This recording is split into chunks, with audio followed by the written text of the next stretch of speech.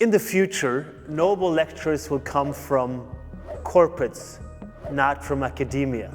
5 years ago, I was at a conference and I spoke out these very words and made that bold prediction that the future Nobel Prizes will come from the corporations and not from traditional academia.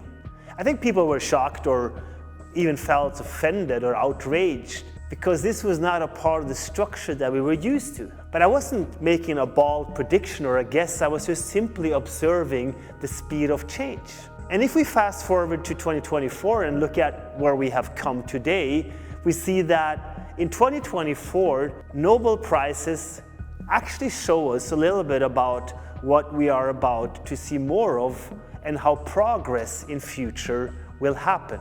The 2024 Nobel Prize in Chemistry was awarded to David Baker for computational protein design, and also to Demis Hassabis and John Jumper for the protein structure predictions that were made, or breakthroughs that were made through the artificial intelligence.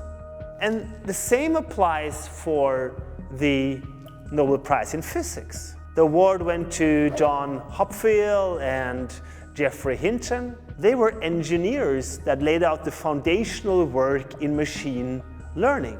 So neural networks and the progress in AI, so we have to reflect upon in these fundamental fields. The prizes celebrating the discoveries are driven by not the traditional labs that we used to see, but by computational engineering and everything related to AI-driven approaches.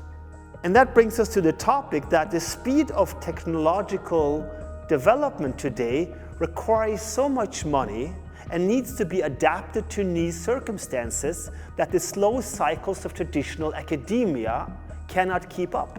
We see that in quantum, we see it in AI. Today the breakthroughs are coming out of corporate labs, tech giants and agile research teams where they bring together the smartest people with a lot of money to do the same art of resources, only with fewer constraints and limitation held by the traditional institution. And just a couple of weeks ago, I ran into an article on BBC from a Dr. Ali Laux, an academic who had suddenly received death threats and rape threats after having posted a picture of her academical achievement on X. She had just received her PhD after 3.5 years of research and writing on the very topic of olfactory ethics, the politics of smell in modern and contemporary ethics.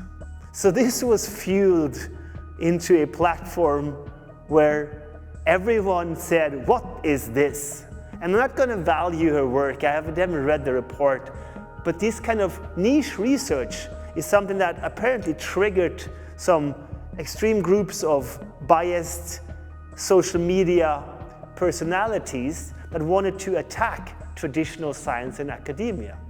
Because their opinion, and there might be a fundamental truth here, it should have some kind of practical implication. How does this research that is funded by the people through tax money have real practical implications and tackle real world problems? So what happened was, now she couldn't have imagined this herself. This post went viral and tapped into many of the categories of biases that we are seeing on X today, and quickly it reached more than 100 million views. The internet went mad. And I think this is where we can learn a lesson and also have a prediction and anticipate what will happen in the years to come. The traditional academia, for all its importance, is struggling to keep up with the development of tech companies because it takes years to initiate projects and to secure funding and then to publish these type of findings. And by the time that the result hits the journals, the world has often moved on. If there are ways to criticize such work for not having real life implications or how to make progress to actual perceived reality problems, it brings me back to the reflections on modern day science and modern day academia. So what happens next?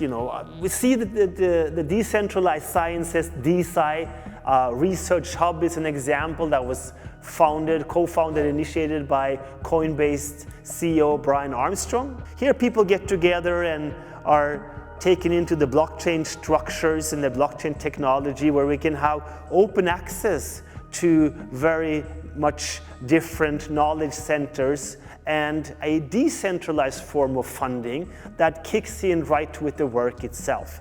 It no longer needs to rely on the slow institutional processes, and many of them tied to hierarchies and egos, but breakthroughs can happen faster with transparency and a collective ownership. And what I see today is that when researchers worldwide are collaborating on, curing diseases or solving climate change, people get in on the funding.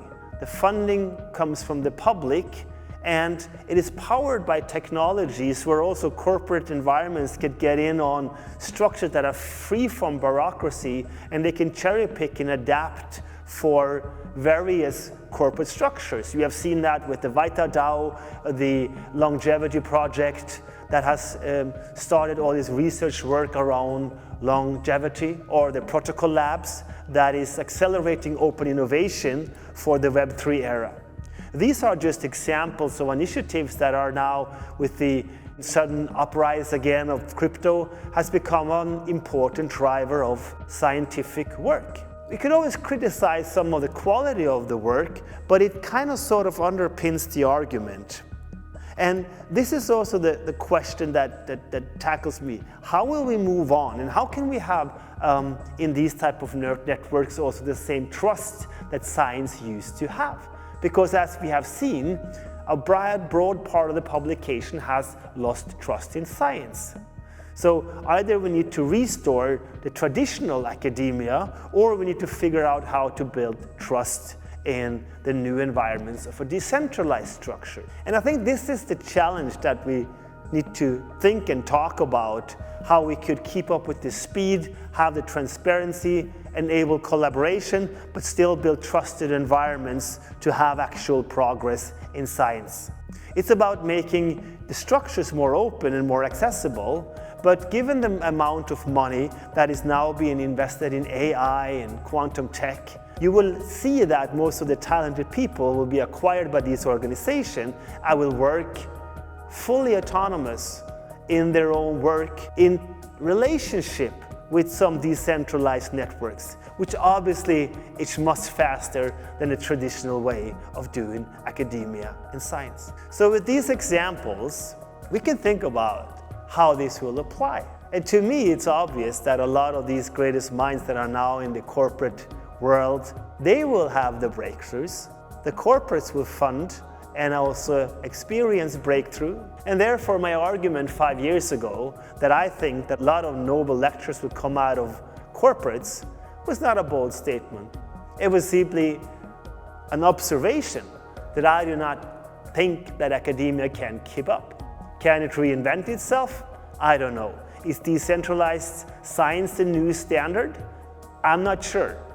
But what I see today is that a lot of these corporates now are acquiring the talents and giving him the same work environment without the shackles and the restrictions. And I believe that we are now living through one of the most exciting times in human history, where we transited into these models.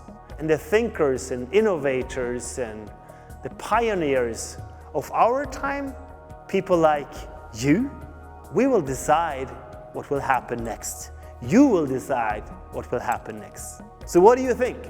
Do you think academia and science will have a rebirth and manage to keep up? Do you think decentralization is everything? Or do you think simply that capitalism, a technocratic capitalism, is where the future of science, scientific progress, and Nobel lectures will come? Leave your comments down below, and I look forward to reading about your thoughts about this very important topic. If academia and science in its traditional way is now dead, and it's all about the Silicon Valley dream of progress and technology.